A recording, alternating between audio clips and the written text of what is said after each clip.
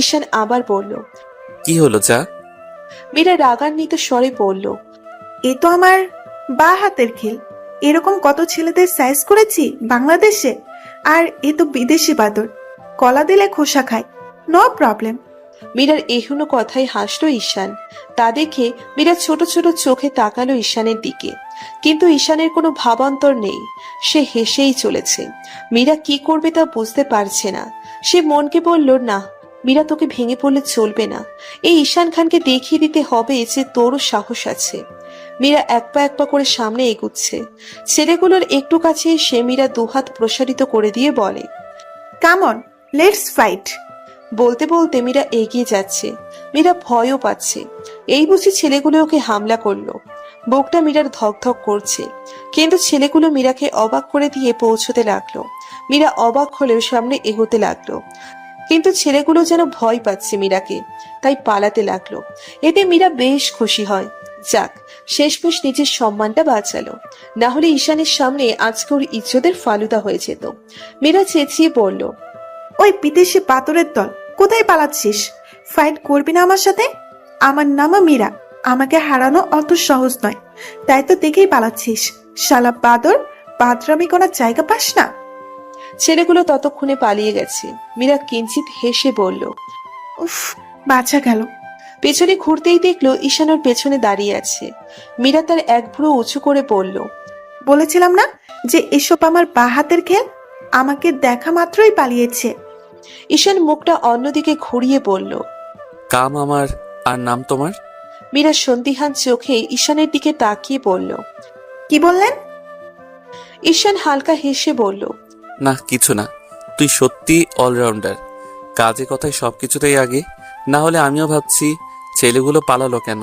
ঠোঁটের কোণে বৃদ্ধাঙ্গুল দিয়ে স্লাইড করতে লাগলো ঈশান। তবে মীরার মনেও এই একই প্রশ্ন, ছেলেগুলো পালালো কেন? একটু আগেই তো মীরাকে তুলে নিয়ে যাওয়া ধরছিল। যাই হোক, মীরা এখন এসব ভাবনা বাদ দিল। অতীত নিয়ে ভাবা বোকার কাজ। মীরা কিছু না বলে আবার হাঁটা দিল। ঈশান তৎক্ষণাৎ বলে উঠল। কোথায় যাচ্ছিস? চল আমি তোকে বাড়িতে পৌঁছে দিয়ে আসি। ঈশানের কথায় তাচ্ছিল্যের হাসি ফুটে উঠল মীরার মুখে। বাপ বেটা দুজনেই শুধু লিফট দিতে চায়।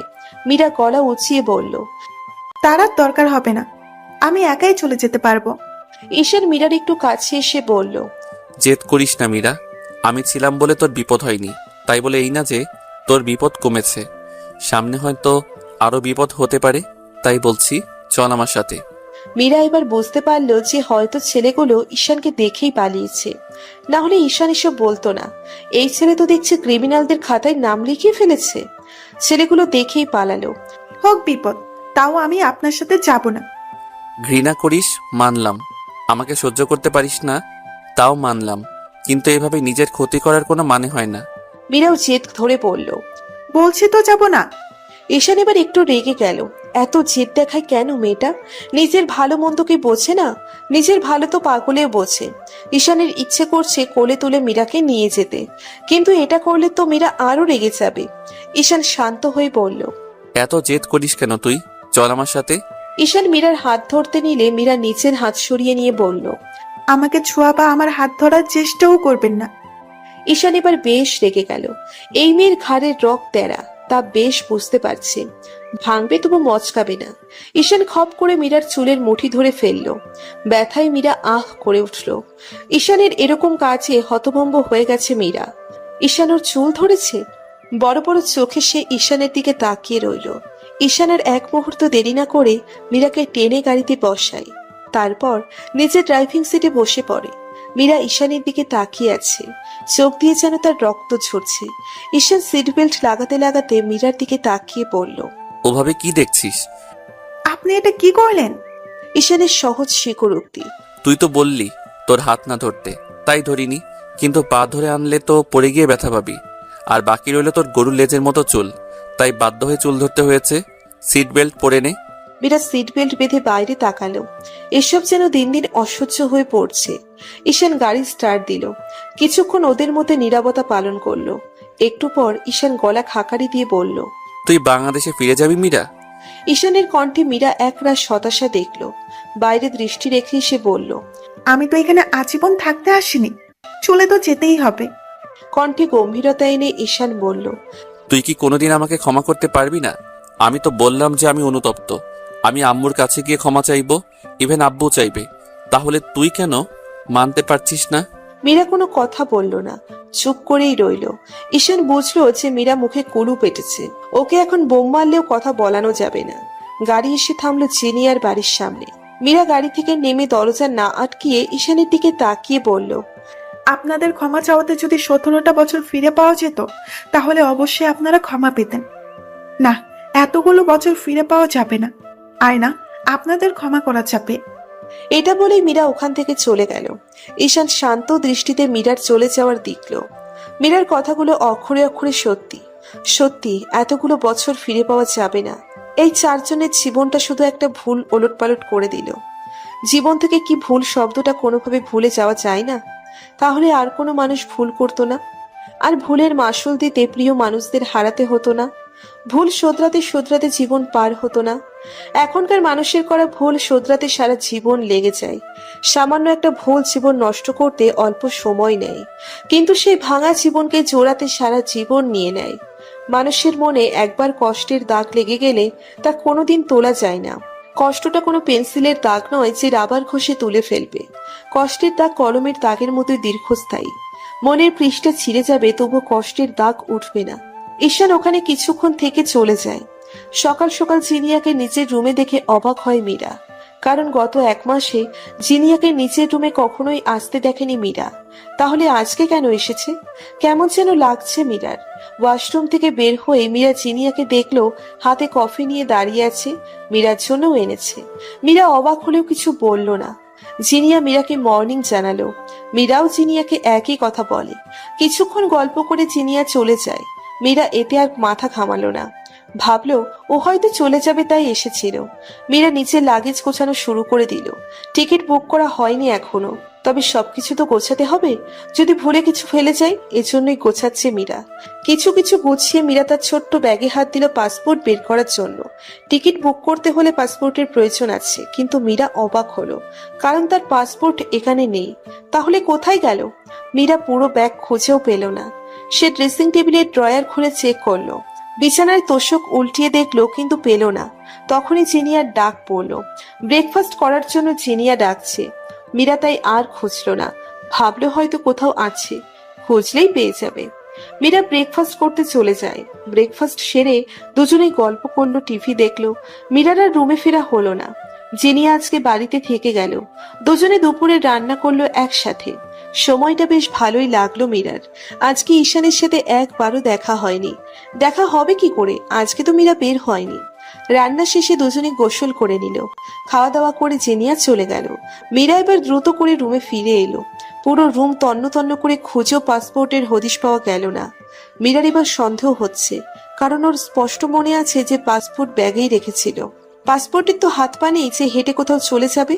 মীরার এবার জিনিয়াকে সন্দেহ হলো, মেয়েটা আজকে ওর রুমে আসলো আর আজকে ওর পাসপোর্ট হাওয়া। মীরার তখন মনে পড়লো জিনিয়া তো ঈশানের বন্ধু, ঈশানের কথা তো জিনিয়া শুনতেই পারে। তাহলে কি জিনিয়া মীরার পাসপোর্ট ঈশানকে দিয়েছে, যাতে মীরা বাংলাদেশ যেতে না পারে? হ্যাঁ, তাই হবে। রাগে মীরার গা জ্বলে যাচ্ছে। মানুষ কতটা নির্লজ্জ হতে পারলে এরকম জঘন্য কাজ করতে পারে তা জানা নেই মীরার। রাগে কিছুক্ষণ রুমেই বসে রইল সে। এভাবেই দিন পেরিয়ে সন্ধ্যা হয়ে এলো। মীরা এবার উঠে দাঁড়ালো। না, এভাবে হবে না, ওকে কিছু করতেই হবে। জিনিয়াকে এর মধ্যে অনেকবার ফোন করেছে, কিন্তু সে ধরেনি। এতে মীরা আরো বুঝে গেছে। মীরা দ্রুত রেডি হয়ে নিয়ে ইফাসের বাড়িতে গেল। এবার গার্ডরা মীরাকে দেখেই ঢুকতে দিল। মীরা বাড়ির ভিতর ঢোকা মাত্রই ইফাসের সামনে পড়লো। ইফাস এর সময় মীরাকে দেখে অবাক হয়ে বলল, মীরা, তুমি এখানে? মীরা তেজি স্বরে বলল, আগে আপনার গুণধর ছেলেকে ডাকুন, তারপর বলছি। কিন্তু ঈশান তো বাড়িতে নেই। কি হয়েছে মীরা, আমাকে বলো। আপনার ছেলে আমার পাসপোর্ট নিয়ে গেছে, কোন সাহসে, যাতে আমি বাংলাদেশে না যেতে পারি। একটা কথা শুনে রাখবেন, আমি বাংলাদেশে ফিরবই, কেউ আমাকে আটকাতে পারবে না, আর আমার পাসপোর্ট চাই। ইফাস এবার আরো অবাক হয়ে বলল, ঈশান তোমার পাসপোর্ট নিয়েছে? আমি তো এসবের কিছুই জানি না। জানার দরকার নেই, আগে বলুন আপনার ছেলে কোথায়। জানি না, তবে হয়তো ভাড়ে গেছে। মীরা আবার চলে এলো। ইফাজ অনেকবার ডাকলো কিন্তু মীরা ফিরেও তাকালো না। বাড়ি মানুষ কিচকিচ করছে, এই নিয়ে দ্বিতীয়বার সে বাড়ি এলো।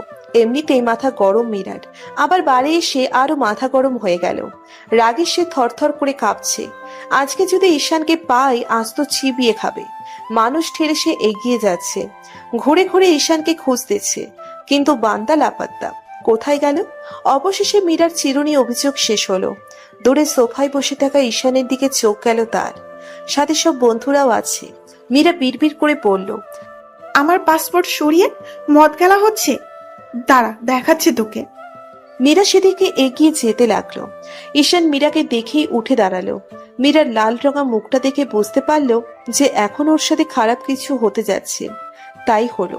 মীরা ঝড়ের গতিতে এসে ঈশানের গালে থাপ্পড় বসালো। একটা নয়, পরপর তিনটে। তারপর ভরাট গলায় বলল, এই থাপ্পড় আমার আরো আগে মারা উচিত ছিল। আমার পাসপোর্ট কোথায় সরিয়েছেন বলুন। মীরার কথা শেষ হওয়ার আগেই ঈশান জড়িয়ে ধরলো মীরাকে, শক্ত করে নিজের সাথে চেপে ধরে বলল, বিরাট হলরুমে নিস্তব্ধতা বিরাজ করছে। মুহূর্তে সব কোলাহল বন্ধ হয়ে গেছে। উচ্চস্বরে মিউজিক বাজছে না, কেউ নাচানাচি করছে না। রং বেরঙের লাইটগুলো বন্ধ করে সাদা লাইট জ্বালানো হয়েছে, ফলে চারিদিক দিনের মতোই ঝকঝক করছে। বাড়ির প্রতিটি মানুষের দৃষ্টি ঈশান আর মীরার দিকে। ঈশান এখনো মীরাকে জড়িয়ে ধরে আছে, আর মীরা ঈশানের থেকে ছাড়া পাওয়ার চেষ্টা করছে, কিন্তু ফলাফল শূন্য।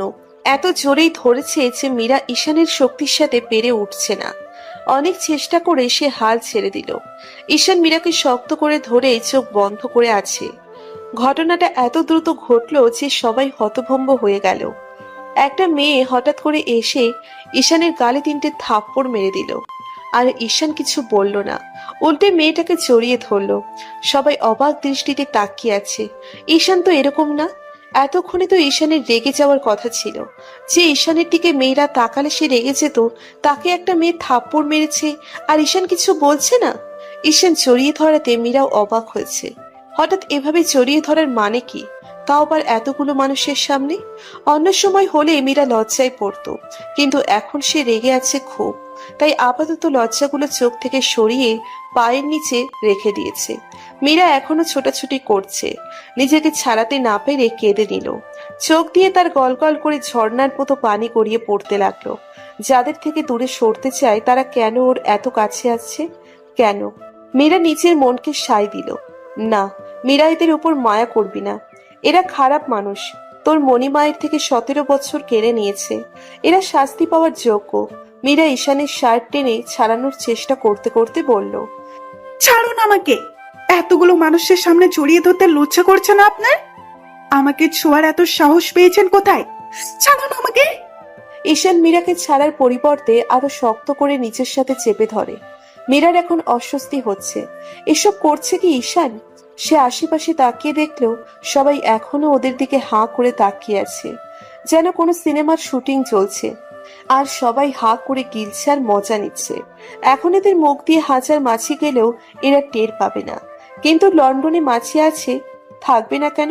আছে নিশ্চয়ই, কিন্তু এই জঘন্য জায়গায় মাছি আসতেও নাক সেটকায়।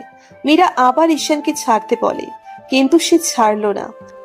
তুই বাংলাদেশে ফিরে যাস না মীরা? ঈশানের শীতল কণ্ঠে মীরা কেঁপে উঠল।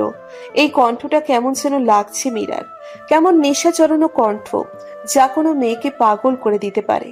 কিন্তু মীরা ভেবেই নিয়েছে যে সে পাগল হবে না, কিছুতেই না। ঈশান নামক ব্যক্তিটিকে তো তার ঘৃণা করতে হবে, পাহাড় পরিমাণ ঘৃণা। মীরা কান্না মিশ্রিত কণ্ঠে বলল, আমাকে সবার সামনে আর হাসির পাত্র বানাবেন না, দয়া করে আমাকে ছাড়ুন। ঈশান মীরার কথার তোয়াক্কা না করে চোখ বন্ধ করেই বলল, I love you Meera, I really love you. আমাকে ছেড়ে যাস না, আমি আর নিতে পারছি না। আমার জীবন থেকে সব চলে যাচ্ছে, প্লিজ মীরা। উপস্থিত সবাই ঈশানের কথায় অবাক। থাপ্পড় খেয়ে শেষমেশ প্রপোজ করে দিল। জীবনে বোধহয় এই প্রথম দেখলো সবাই। ঈশানের এহেন কথায় ভরকে যায় মীরা। তবে সে ভাবে এগুলো সবই ঈশানের নাটক, ক্ষমা পাওয়ার জন্য নাটক করছে। কিন্তু এখন তো ঈশানের থেকে ছাড়া পেতে হবে, আর ঈশান তো ছাড়ছেই না। মীরা আলতো করে ঈশানের পিঠে হাত দিয়ে তাকে জড়িয়ে ধরে বলল, ঈশান। মীরার এরকম নরম কণ্ঠে হাত আলগা হয়ে গেল ঈশানের। ভাবলো হয়তো মীরা তার অনুভূতি কিছুটা হলেও বুঝতে পেরেছে। কিন্তু মীরা ঈশানকে অবাক করে দিয়ে এক ঝটকায় সরিয়ে দিল এবং সাথে সাথে আর একটা থাপ্পড় বসিয়ে দিল ঈশানের গালে। থাপ্পড় খেয়ে ঈশান মীরার দিকে তাকিয়ে রইল। চোখ দুটো তার লাল হয়ে গেছে, রাগের কারণে নয়, অনুশোচনার কারণে। ওই চোখে এখন কোনো রাগ স্পষ্ট নয়, সেখানে ভালোবাসা জন্মেছে। ভালোবাসা আড়ালে রাগগুলো সব চাপা পড়ে গেছে। মীরা তেজি কণ্ঠে বলল, এসব নাটক পদ্মায় গিয়ে দেখাবেন, আমাকে না। আমি এসব নাটক দেখতে আসিনি। আমার পাসপোর্ট আমার ফেরত চাই, না হলে এর পরিণাম ভালো হবে না। ভাববেন না যে আমি সেই আগের মীরা। আমি এখন সেই আগের মীরা নয়। একটু তাই কান্না করি না। কেউ বকলে বা আঘাত করলে কাঁদতে কাঁদতে মণিমায়ের কাছে গিয়ে বিচার দেই না। নিজের বিচার এখন আমি নিজে করতে শিখে গেছি। আমাকে 5 বছরের মীরা ভাবলে ভুল করছেন আপনি। ঈশান চুপ করে মীরার কথাগুলো শুনছে। ঈশানের পেছনে ওর বন্ধুরা সব দাঁড়িয়ে আছে, এমনকি জিনিয়াও। সবাই মীরার কাজে অবাক হয়ে গেছে। যারা বাঙালি তারা কিছু কিছু বুঝতে পারলেও ওখানকার মানুষেরা হা করে রয়েছে, ঘটনার কিছুই বুঝতে পারছে না। ঈশান ভেজা গলায় উত্তর দিল, মীরা, আমি আমার পাসপোর্ট কোথায়? আর কোন সাহসে আমার পাসপোর্টে হাত দিয়েছেন? আমি আপনার মুখ দেখতে চাই না বলেই তো চলে যেতে চাইছি। তাহলে কেন যেতে দিচ্ছেন না? এখানে আমার দম বন্ধ হয়ে আসছে। আমি মরে যাব এখানে থাকলে। মীরার কথাগুলো ঈশানের ভেতরটা যেন জ্বালিয়ে দিল। চোখে পানি পূর্ণ, ঈশানের শুধু গড়িয়ে পড়া বাকি, কিন্তু চোখের পানিগুলো গড়িয়ে পড়তে চাইছে না। তারাও বেইমানি করছে ঈশানের সাথে। মীরাকে ঈশানের কষ্টগুলো দেখাতে চাইছে না। ঈশান ধরা গলায় বলল, মীরা, আমি চাই তুই। ঈশান তার কথা শেষ করতে পারল না, তার আগেই মীরা বলে উঠল, কি চান আপনি? আর আপনার কোনো চাওয়াকে আমি গুরুত্ব দেব তা ভাবলেন কি করে? ঈশান আর কিছু বলার সুযোগ পেল না। মীরা আবার বলল, কষ্ট হচ্ছে তাই না? খুব কষ্ট হচ্ছে। আমারও হয়েছিল ফেলে আসা বছরগুলোতে। আমিও মণিমায়ের মতো আশায় ছিলাম যে একদিন আপনারা ঠিকই আসবেন, কিন্তু না, আপনারা এলেন না। মণিমায়ের কষ্ট দেখে আমিও কষ্ট পেতাম খুব, কিন্তু এই কষ্টগুলো কেউ দেখতে আসতো না, আর না কেউ সান্ত্বনা দিত। আর আপনি এখন আপনার কষ্ট দেখাতে এসেছেন। কি ভেবেছেন আমি আপনার কষ্ট দেখে গলে যাব? না, আমি এখন শক্ত হয়ে গেছি। আঘাত পেতে পেতে এখন আর কোনো আঘাত আমাকে কাবু করতে পারে না। আপনি যতটা কষ্ট পাচ্ছেন তার চেয়ে 1000 গুণ বেশি কষ্ট আমরা পেয়েছি। আমাদের কষ্টের নিচে আপনার কষ্টগুলো খুবই তুচ্ছ। কথাগুলো বলতে বলতে মীরা কেঁদে ফেলেছে।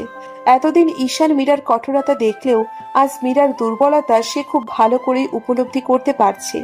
মীরা নিচের দিকে চোখ নামিয়ে কেঁদে যাচ্ছে। ঈশান আস্তে করে মীরার সামনে গিয়ে দাঁড়ালো, আলতো করে মীরার হাত ধরলো।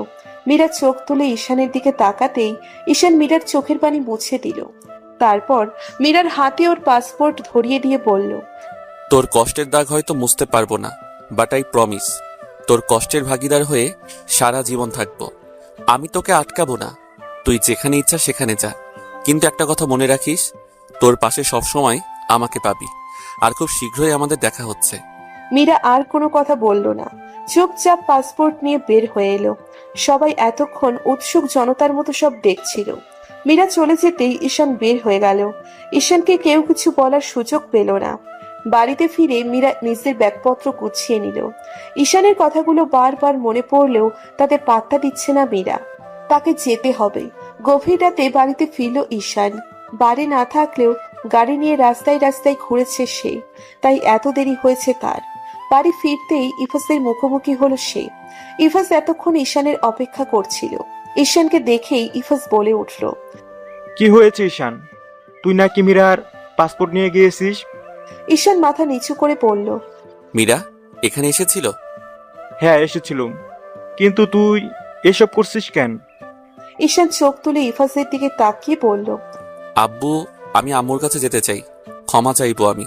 মীরা বাংলাদেশে ফিরে যাচ্ছে, আমিও ওর সাথেই যেতে চাই। ইফাস কিছুক্ষণ চুপ করে থাকলো, তারপর বলল, আমিও যেতে চাই, কিন্তু মীরার সাথে যদি যাই তাহলে ও হয়তো সাবধান হয়ে যাবে। এমনিতেই মীরা আমাদের উপর রেগে আছে, অভিমান হয়েছে ওর। তাই আমি চাচ্ছি আগে মীরা যাক, তারপর আমরা যাব। পিহু সম্পূর্ণ ঠিকানা জেনে তারপর আমরা যাব। পিহু আমাদের ঠিকই ক্ষমা করবে। ঈশান টলমল চোখে তাকিয়ে বলে, ঠিক আছে, তুমি যা বলবে তাই হবে। আমি আর এসব নিতে পারছি না।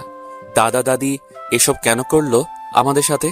সব মিথ্যের নিচে সত্যিটা ঢেকে রেখে কি হলো?